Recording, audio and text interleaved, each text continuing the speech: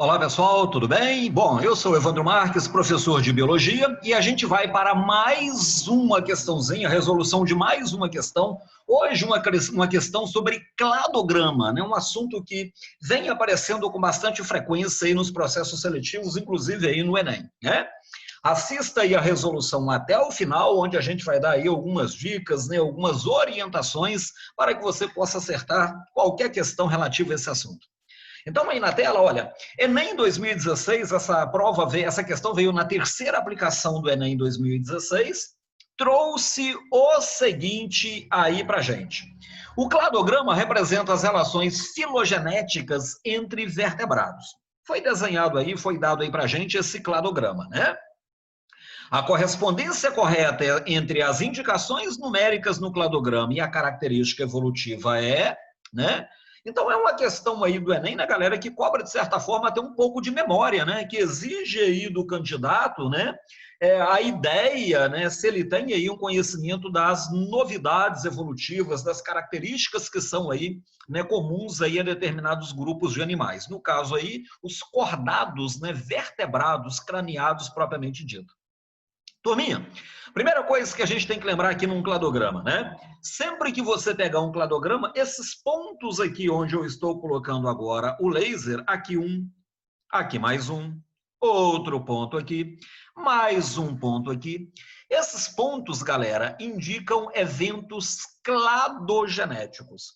Evandro, o que é isso? Cladogênese, galera, é o nome que a gente dá a qualquer ruptura da coesão de determinada população. Então, aqui nesse ponto onde está o meu laser, eu tinha uma determinada população que, por algum motivo, galera, acabou se separando em dois grupos. Um deles acabou levando ao grupo dos répteis, o outro levando ao grupo das aves. Então, olha, aqui embaixo nesse ponto eu tenho um evento cladogenético, aqui eu tenho outro evento cladogenético, aqui mais um e aqui mais um. Outra coisa, galera, que é bom vocês terem uma ideia, tá? Quanto mais baixo no cladograma, mais antigo, né, foi esse evento. Então, por exemplo, onde eu estou colocando o laser aqui agora, é um evento cladogenético que aconteceu num tempo muito anterior ao evento, por exemplo, que aconteceu aqui em 3. Tá? Se a gente colocar aqui uma determinada linha vertical, então, olha, colocando aqui uma determinada linha vertical, né? Aqui embaixo a gente tem o mais antigo, tá? Então, os eventos que estão localizados lá embaixo são aqueles eventos que a gente tem aí, né? Que ocorreram primeiro aí na história do planeta. Legal? Aqui em cima eu vou ter, obviamente, os eventos que aconteceram mais recentemente na história do meu planeta. Certinho? Legal? Então, cada pontinho desse aqui indicado por uma seta, cada ponto desse a gente dá o nome de nó, tá? Lembrando que nesse nó aconteceram, então, aí, tá? Eventos cladogenéticos. E aí, galera, uma outra coisa que a gente consegue ler aqui no cladograma é o seguinte: sempre que aconteceu um nó, né, esse tracinho que aparece depois dele é aquilo que a gente chama de ramo. Aliás, né, o prefixo clado significa exatamente ramo, né? Então, eu tenho aqui um determinado ramo, né? Aqui nesse ponto, olha, eu tenho um outro ramo, vou colocar somente a letrinha R. Aqui eu tenho um outro ramo. Legal? Aqui embaixo eu tenho outro ramo. Enfim, sempre que você tiver um determinado nó, o tracinho, né, os tracinhos que partem desse nó são os ramos, né? Aqui em cima, gente, onde eu tenho aqui, olha, répteis, onde eu tenho aqui aves, onde eu tenho mamíferos, são os chamados grupos terminais, né? Aqueles que estão lá na ponta do nosso ramo, são os terminais. Legal? Outra coisa que o cladograma nos permite também observar é o seguinte, galera. Aqui embaixo, olha, onde eu estou colocando agora a letrinha X, né? Indica um ancestral comum. Então, eu posso dizer para vocês que peixes, anfíbios, répteis, aves e mamíferos possuem, num passado bem distante, uma ancestralidade em comum. Legal? Uma outra coisinha aqui que a gente poderia perceber, por exemplo, nesse nosso cladograma, né, é que, por exemplo, olha, répteis e aves tem um ancestral recente, aqui onde eu estou indicando agora pela seta, bastante recente, né? Ou seja, répteis e aves derivaram de um mesmo grupo de organismos não faz muito tempo na história evolutiva do planeta. A propósito, galera, esses grupos que partem de um ancestral comum recente, a gente chama aí de grupos irmãos. Répteis e aves seriam, neste nosso caso, grupos irmãos. Ok? Legal? Outra coisa importante aí no cladograma, mais uma dica para você, mais um item para você ficar antenado aí nas questões disso aí, tá? Entre os grupos, onde aparece aqui, galera, esses números em algarismos romanos, tá? O que a gente tem aqui? Nós temos aqui nesses pontos as chamadas novidades evolutivas, né? O que seriam elas? Olha, são aquelas características que vão aparecer a partir daquele grupo que vai aparecer na frente. Por exemplo, esse número 1 que aparece aqui embaixo, uma boa opção que a gente poderia pensar aqui seria, por exemplo, galera, a presença de mandíbula. Né? A mandíbula é uma característica comum a peixes. Não aparece lá no grupo anterior, lá da lampreia, né? Lá da feiticeira, que a gente chama de agnatos, né? Ou gnatostomados, né? Aqueles animais de boca circular sem mandíbula. Número 1, uma boa ideia seria, por exemplo, mandíbula. O número 2, por exemplo, olha, é algo que aparece de anfíbios para frente, por exemplo, 4 patas, né?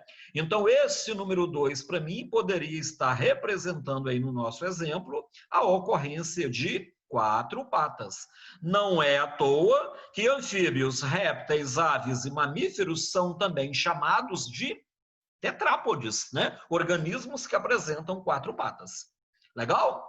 Olha aqui em 3, né, moçada? O que eu teria aqui em 3? Em 3 eu tenho uma parte importante, né, galera? Porque répteis, aves e mamíferos são aqueles organismos que estão muito bem adaptados à vida em ambiente terrestre, né? E uma das novidades evolutivas que eu poderia colocar aqui em 3 e que proporcionou essa conquista do ambiente terrestre seria exatamente a presença do anexo embrionário âminio, né? Aquele revestimento, aquela membrana que delimita o embrião, formando uma cavidade cheia de líquido, o líquido amniótico, e que protege o embrião contra ressecamento.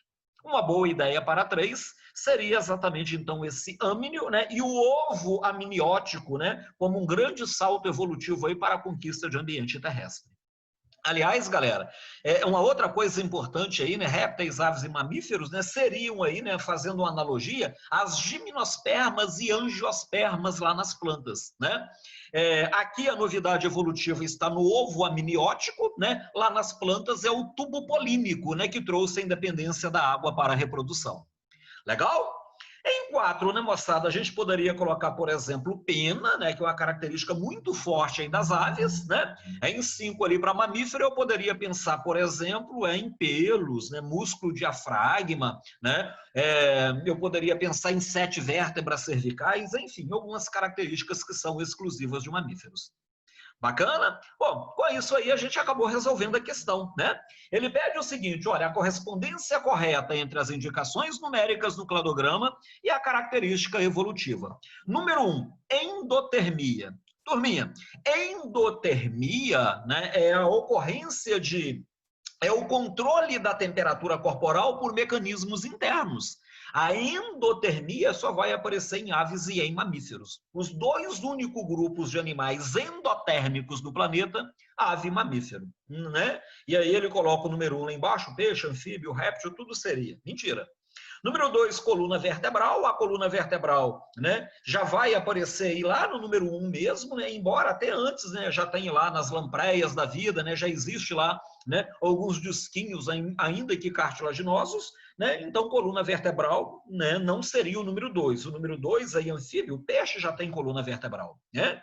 3, ovo amniótico, boa ideia, né? A presença de um âmnio, de um de uma membrana, né, que delimita o embrião, protegendo contra ressecamento, conquista definitiva do ambiente terrestre. Em 4, ele coloca para a gente respiração pulmonar. A respiração pulmonar já aparece em anfíbio, né, gente? Aliás, lá em peixe.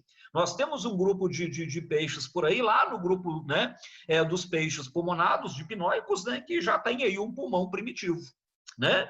E depois o número 5 ele coloca membros locomotores. Olha, membros locomotores fica até meio vago, né? Mas se a gente pensar, por exemplo, em patas, isso aí seria, por exemplo, lá em anfíbios.